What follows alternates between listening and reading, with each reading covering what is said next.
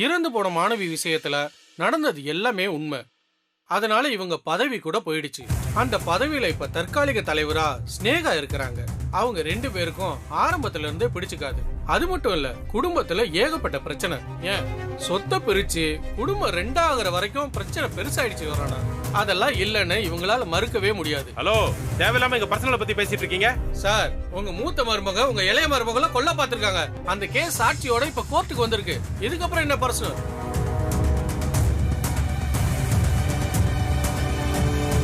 Your honour, வித்யா இந்த கேஸ்ல இருந்து வெளியே வந்துட்டா ஸ்னேகா தன் தலைவர் பதவியில இருந்து கீழே இறங்க வேண்டியது வரும். அது அவங்களுக்கு பிடிக்கல. அதான் இவங்களை லாக்அப்லயே வச்சு கதையை முடிக்க ஏற்பாடு பண்ணிருக்காங்க. இதான் நடந்திருக்கு யுவர் ஆனர். இந்த வழக்குல ஸ்னேகாவும் ஒரு குற்றவாளி தான். அவங்களுக்கும் தண்டனை கொடுக்கணும் யுவர் ஆனர். கைதியா இருந்தாலும் அவங்க உயிருக்கும் எந்த தீங்கும் வந்துடக்கூடாது இல்ல. அதானே சார் நம்ம சட்டம். நீங்க ஏதாவது சொல்லணுமா? ஐயா, எங்க கிட்ட இருந்த ஒரே சாட்சி இவங்க மட்டும்தான். ஆனா இவங்க ஏன் இப்படி பேசுறாங்கன்னு எனக்கு புரியல. ஏமா, உன்னை யாராவது மிரட்டுறாங்களா? இல்ல. ஏய், என் உயிரை பணைய வச்சு உன்னை காப்பாத்தின. அதுக்கு நீ செய்யற நன்றி கடன் நிதானா? இப்ப மட்டும் நீ உண்மையை சொல்லல, அப்புறம் என்ன நடக்கும்னு எனக்கு தெரியாது. யுவர் ஆனர், பாருங்க உங்க முன்னாடி இவங்களை எப்படி மிரட்டுறாரு. தம்பி, இது என்ன கோர்ட்டு நினைச்சீங்களா இல்ல வேற எதுவும் இடம் நினைச்சீங்களா? ஏன் முன்னாடியே சவுண்ட் விடுறீங்க? நீங்களும் உங்க ஒய்ஃப் கூட ஜெயிலுக்கு போகணுமா? நீங்க செய்யற தப்புக்கு என்ன தண்டனைன்னு தெரியுமா? தப்பே செய்யாத என் பொண்டாட்டியை எல்லாரும் சேர்ந்து குற்றவாளி ஆக்கும் போது நான் மட்டும் எப்படி வேடிக்கை பார்த்துட்டு இருக்கிறது? தப்பு செய்யலன்னு எப்படி சொல்றீங்க? உங்ககிட்ட என்ன ஆதாரம் இருக்கு?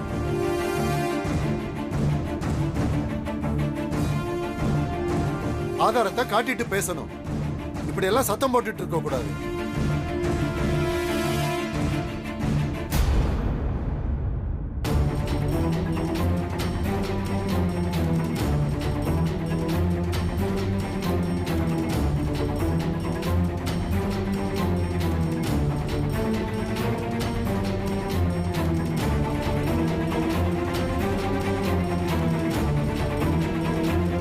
நடந்த சம்பவங்களையும் சாட்சியங்களையும் வைத்து பார்க்கும்போது வித்யாதான் குற்றவாளி என்பது நிரூபணமாகிறது.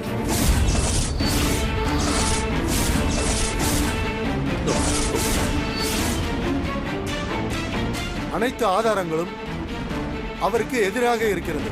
அதனால் குற்றவாளி வித்யாவிற்கு அதிகபட்ச தண்டனையாக ஐபிசி செக்ஷன் 302 படி ஆயுள் தண்டனை விதித்து இந்த நீதிமன்றம் தீர்ப்பளிக்கிறது.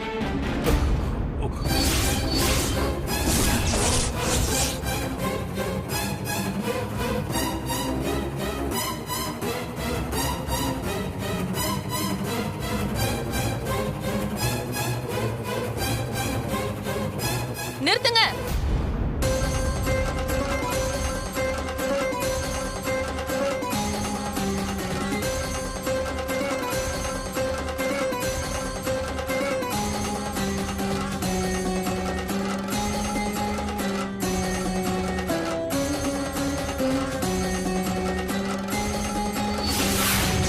இவ உயிரோட இருக்காளா?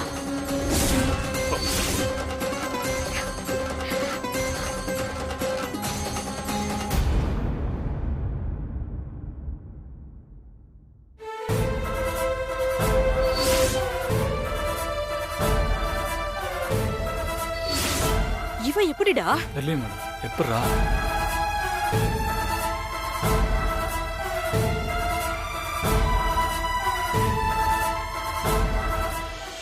யார் இந்த பொண்ணு? யார கொலை பண்ணதா என் மருமக குற்றவாளின்னு நீங்க தீர்ப்பு சொன்னீங்களோ அந்த பொண்ணு.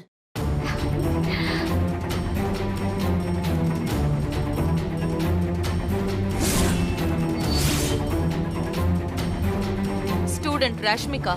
என்னையா, இந்த பொண்ணதான் வித்யா கொலை பண்ணிட்டதா சொன்னீங்க? அந்த பொண்ணு உயிரோட வந்து நிக்குது. உண்மை என்னைக்குமே சாகாது. அம்மா, நீ மேல வாமா.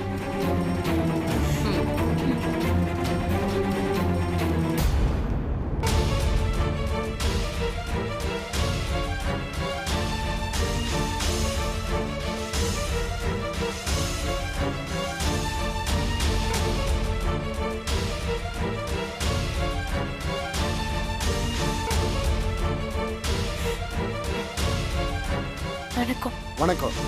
என்னம்மா நடந்துச்சு? யார் இந்த பொண்ணு? இவ வித்யாவோட காலேஜ்ல தான் படிக்கிறா. இவளை வச்சுதான் வித்யாவை நம்ம காலி பண்ண போறோம்.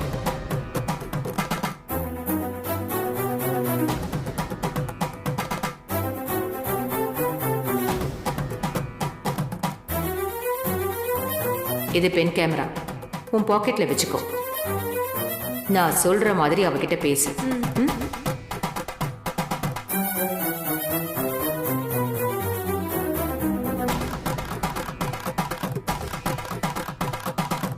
இந்த வீடியோ வச்சு நாம என்ன பண்ண போறோம்? இந்த பொண்ணு பேசினதுக்கு அவ நியாயமா தானே பதில் சொல்லியிருக்கா? அவன் நியாயமா தான் பேசுவா. நாம தான் அதை அநியாயமா மாத்தணும்.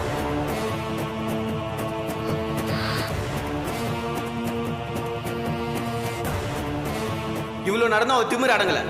ரொம்ப ஆணவமா பேசுறான். அவ நிரபராதின்னு நிரூபிப்பேன்னு சொல்றான். அந்த வித்யாவை அழிக்கிறது தான் எங்க நோக்கம். அதுக்கு தான் உன்னை யூஸ் பண்ணோம். ஆனா இந்த எஃபெக்ட் பத்தல.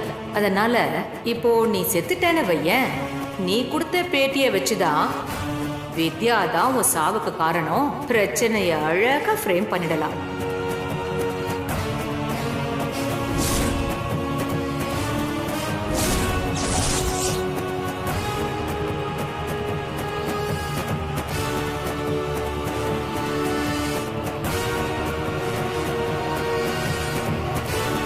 என்னை கத்தியால குத்துனாங்க.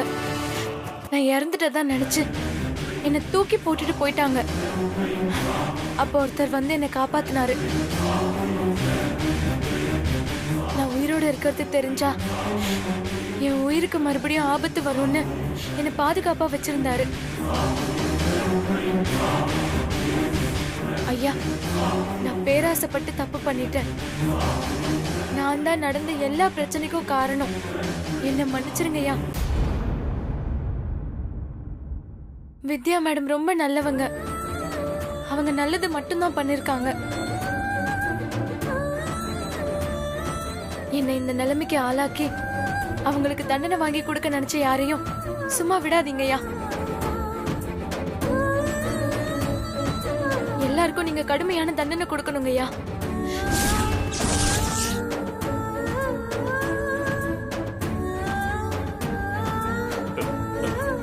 அப்போ கிடைச்சதா சொன்ன டெட் பாடி? அது வேற பொண்ணோட டெட் பாடி. அந்த உடம்புல முகம் சரியா தெரியாததுனால அது இந்த பொண்ணுன்னு கன்ஃபார்ம் பண்ணிருக்காங்க. அந்த பொண்ணு வீட்ல இருந்து கிடைச்ச கத்தியில இருந்த ரத்த சாம்பிள் அந்த பாடியோட மேட்ச் ஆகுதுன்னு சொன்னது எல்லாம் பணம்.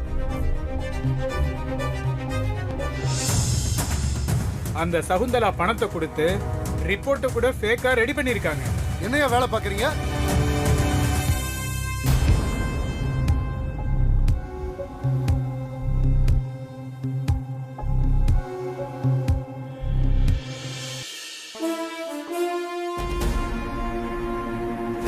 அம்மா, நீ தெளிவா தானே இருக்க? உன்னை யாரும் மிரட்டலையே? இல்லங்கய்யா, நான் தெளிவா தான் இருக்கேன். இந்த வழக்கில் குற்றம் சாட்டப்பட்ட வித்யா என்பவர் நிரபராதி என்பது உறுதியாகிறது.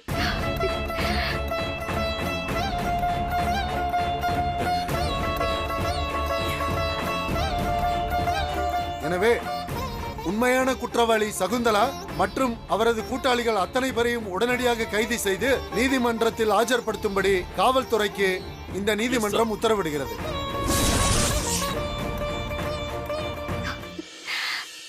வித்யாவிற்கு நடக்கவிருந்த அநீதிக்கு இந்த நீதிமன்றம் தன் வருத்தத்தை பதிவு செய்கிறது.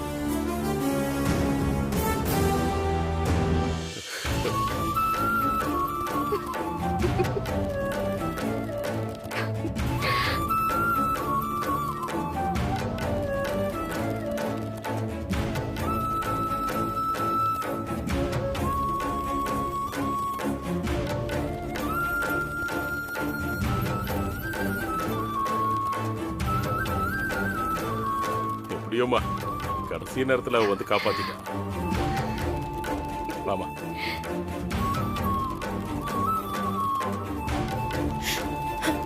என்ன மன்னிச்சிருங்க மேடம்.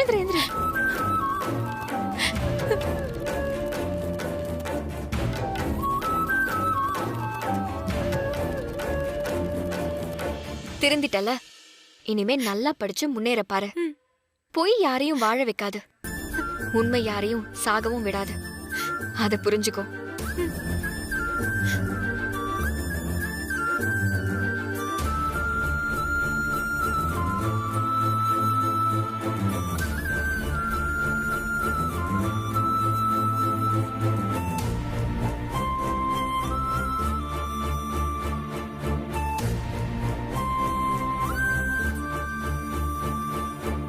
இது என் கடமை.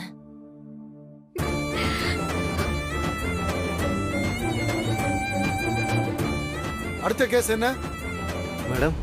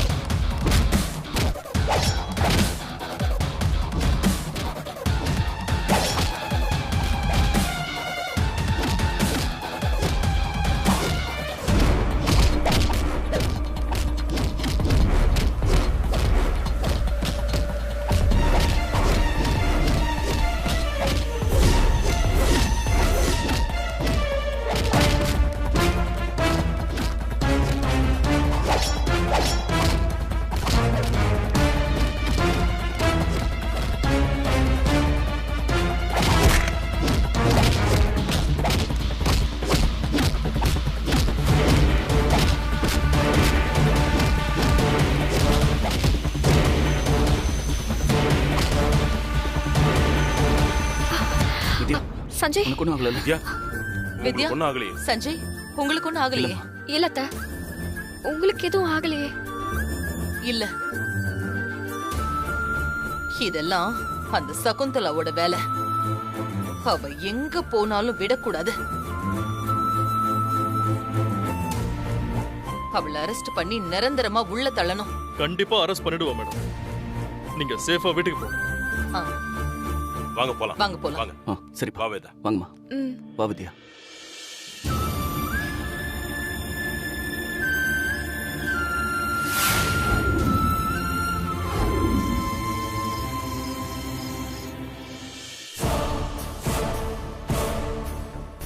கோர்ட்டுல தண்டனை கிடைச்சு நிரந்தரமா ஜெயிலுக்கு போவான்னு பார்த்தா திரும்ப வீட்டுக்கு வர போறாளே, அதுவும் அத்தையோட சப்போர்ட்டோட திரும்பி வர போறா. இதுக்கப்புறம் நான் எதுவும் பண்ணாம இருந்தா எனக்கு இந்த வீட்டுல மரியாதை இருக்காது. இப்ப இருக்கிற அசோசியேஷன் தலைவர் பதவியும் போயிடும். அதுக்கப்புறம் அந்த வித்யாவுக்கும் அத்தைக்கும் அடி பணிஞ்சு நடக்கிற நிலைமை வந்துடும். அதுக்கு நான் இடம் கொடுக்க கூடாது. ஏதாவது பண்ணணும்.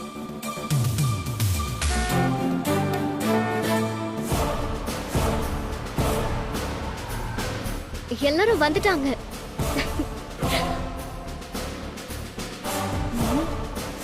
என்ன பண்ணலாம்?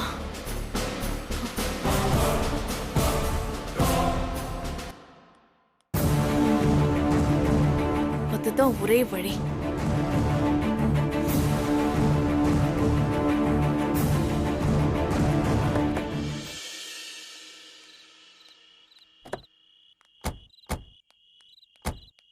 ஒரு நிமிஷம். என்னங்கப்பா, பத்த வைங்க.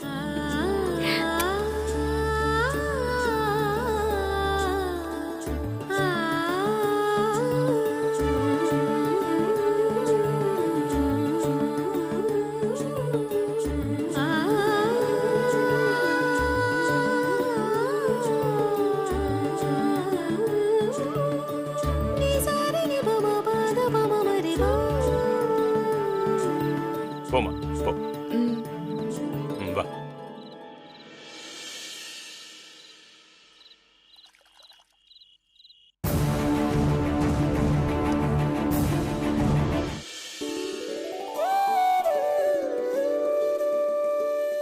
வித்யா சாமி கும்பிடுமா, போமா.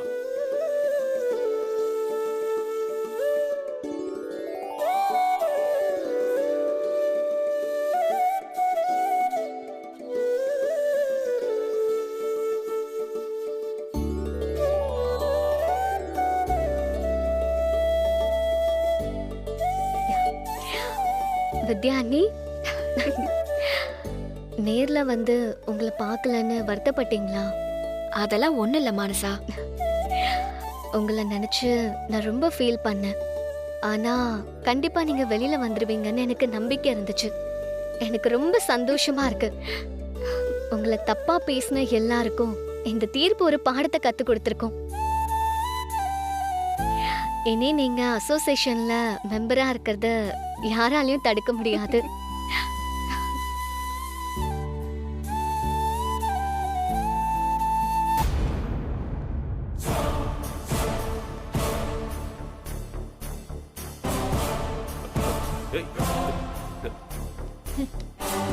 என்னம்மா ஸ்னேகா, இந்த நேரத்துல பேக் எடுத்துட்டு எங்க கிளம்பிட்ட? என்னங்க, என்னைய அம்மா வீட்டுல விட்டுருங்களேன்.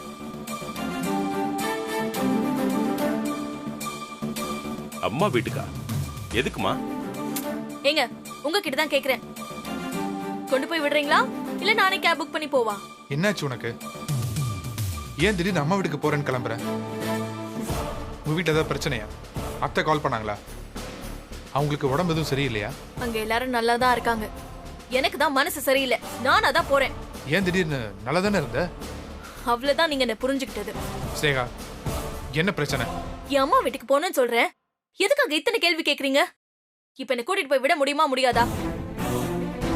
சரி சரி வா. ஸ்னேகா, போயிட்டு எப்ப வருவ? எப்பவுமே வர மாட்டேன்.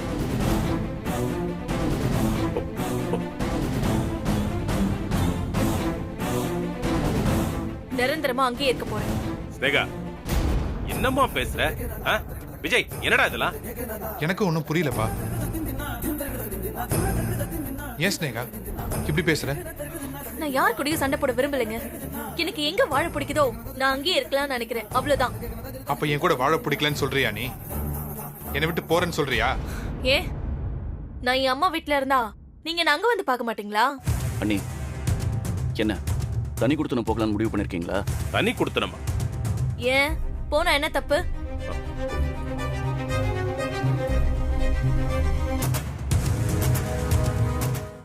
உங்க தம்பிக்கு புரியுது, உங்களுக்கு புரியலையேங்க. இப்போ என்ன நடந்து போச்சுன்னு நீ தனி கொடுத்தனம் போறேன்னு சொல்ற? இனி என்னத்த நடக்கணும்? என்ன பேச வைக்காதீங்க. நான் பிரச்சனை இல்லாம ஒதுங்கி போகணும்னு நினைக்கிறேன். அத முடிவு பண்ணிட்டீங்கல்ல, என்ன பிரச்சனைன்னு சொல்லுங்க, அத்தை தீர்த்து வைப்பாங்க. என் பிரச்சனையே நீதான்னு சொன்னா உன்னை அத்தை இந்த வீட்டை விட்டு அனுப்பிடுவாங்களா?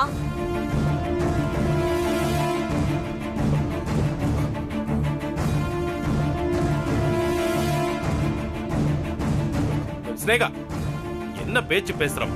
பதறாதீங்க மாமா. நான் அப்படி சொல்லவும் மாட்டேன். அத சொன்னாலும் நடக்காது. அண்ணி, ஏன் இப்படி பேசுறீங்க? சொத்து பிரிக்கணும்னு சொன்னீங்க, பிரிச்சாச்சு. குடும்பம் ஒண்ணா இருக்கணுங்கிறது அம்மாவோட கனவு. அதை ஏன் கெடுக்குறீங்க? இப்ப எங்களால உங்களுக்கு என்ன பிரச்சனை? எல்லாமே பிரச்சனை தான். இதெல்லாம் இனிமே அதிகமாகுமோன்னு தான் தோணுது. அதான் கிளம்பலான்னு சொல்றேன். எதுவா இருந்தாலும் நேரடியா சொல்லு, சுத்தி வளைச்சு பேசாத. உங்க சின்ன மருமக என் புருஷனை எல்லாரும் முன்னாடி கை நீட்டி அடிச்சா அதுக்கு நீங்க எல்லாம் கோவப்பட்டீங்க. அப்ப எனக்கு என்னமோ அது ஆறுதலா இருந்துச்சு. ஆனா இப்போ அது எல்லாத்தையும் மறந்துட்டு எல்லாரும் இப்படி ஒண்ணு சேர்ந்துட்டீங்களே. இப்படி ஒரு பிரச்சனையில அவ மாட்டிட்டு இருக்கும் போது நான் கை கட்டி வேடிக்கை பார்க்கணுமா? உனக்கு ஒரு பிரச்சனைனாலும் நான் இந்த மாதிரி தான் வந்து நிப்பேன்.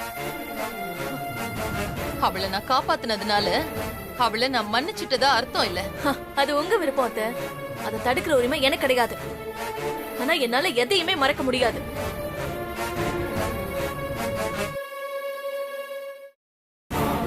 அந்த கோவத்துலதான் நான் அவளை பத்தி தப்பா 4 வார்த்தை பேசினேன். அதுக்கு நீங்க என்ன அசோசியேஷன் மெம்பர்ஸ் முன்னாடி ஆரம்பிச்சீங்க. அது தப்பு இல்லன்னு என் புருஷனையே சொல்ல வச்சீங்க.